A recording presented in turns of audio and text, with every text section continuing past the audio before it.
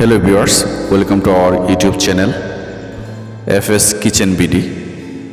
আজকে আমরা আপনাদের সামনে যে রেসিপি নিয়ে হাজির হয়েছি তা হলো খাসির কলিজা ভুনা।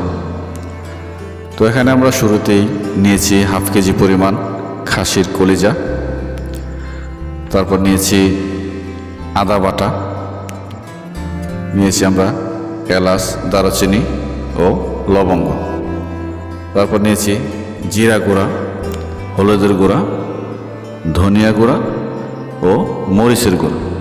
এখানে নিয়েছি পেঁয়াজ ও রসুন বাটা। তো পেঁয়াজ ও রসুন বাটার সাথে আমরা নিয়েছি কয়েকটা তেজপাতা। তো এই ছিল আমাদের আজকের রেসিপির সব আইটেম বা উপকরণ। তো আমরা চুলার মধ্যে প্যান বসিয়ে নিয়েছি। প্যানটা যখন গরম হয়ে আসলো তখন আমরা এখানে তেল ঢেলে দিলাম পরিমাণ মতো। তেলটা গরম হওয়ার জন্য একটু অপেক্ষা করছি। তেল গরম হয়ে আসার সাথে সাথে আমরা দিয়ে দিলাম এলাচ, দারচিনি, লবঙ্গ। তো খানিকটা ভেজে নেব আমরা। এখানে দিয়ে দিলাম তেজপাতা। তো এটাকে আমরা নেড়ে দেব যেন পুড়ে না যায়, আর চুলার আঁচ লো থাকবে।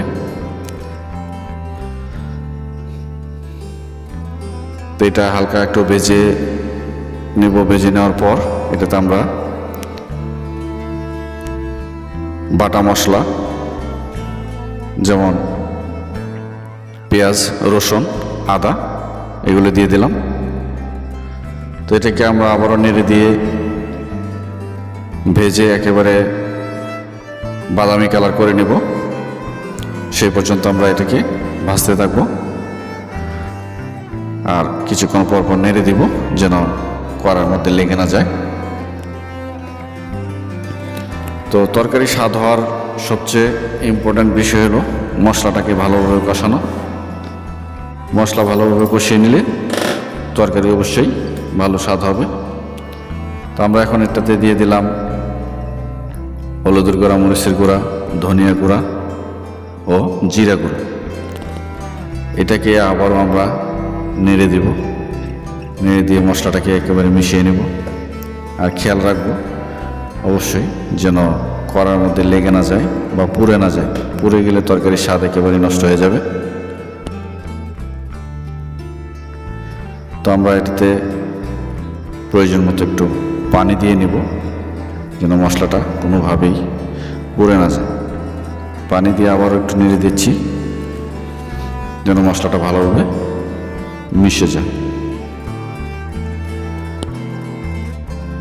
আর খেয়াল রাখতে হবে যেন পুড়ে না যায়। মশলাটার মধ্যে এখন প্রায় তেল উপরে ভেসে উঠেছে। তো এই পর্যায়ে হয়তো আমরা আবার একটু নেড়ে দিচ্ছি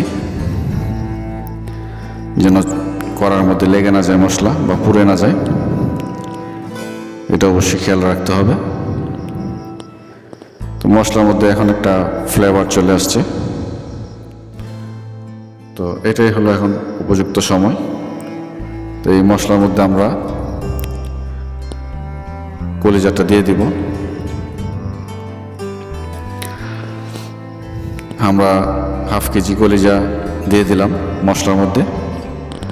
তো মশলাটার মধ্যে দিয়ে আবারও এটাকে নেড়ে দিচ্ছি যেন মশলাটা কলিজার সাথে মিশে যায়। বারবার নাড়তে হবে যেন কোনোভাবেই কড়ার মধ্যে লেগে না থাকে। লেগে থাকলে পড়ে যেতে পারে। তো এ পর্যায়ে আমরা এটাকে ঢেকে দিলাম যেন সিদ্ধ হয়ে আসে। ঢেকে দেওয়ার পর খানিকটা পানি বের হয়ে গেছে। আমরা একটু লবণ দিয়ে দিচ্ছি যেন এটা পুরোপুরি সিদ্ধ হয়। আর লবণটা দেওয়ার পর আবার একটু নেড়ে দিব যেন লবণটা মিশে যায় মশলার সাথে